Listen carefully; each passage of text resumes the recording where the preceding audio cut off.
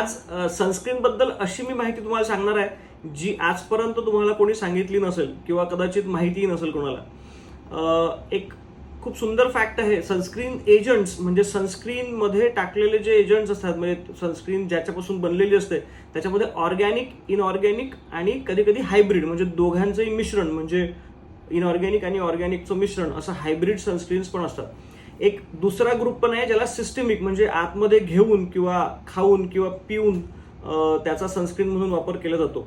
आतमधून जाऊन ते स्किनमध्ये सनस्क्रीन म्हणून काम करते. आपण आज पाहणार आहोत इनऑर्गॅनिक. त्याच्यातला इनऑर्गॅनिक जो प्रकार आहे त्याच्यामध्ये 3-4 वेगवेगळे एलिमेंट्स असतात, पण त्यातला एक माइंड ब्लोईंग फॅक्ट म्हणजे तुमचं जे पावडर म्हणजे टॅल्कम पावडर जे असते ते पण एक खूप सुंदर सनस्क्रीन म्हणून काम करते.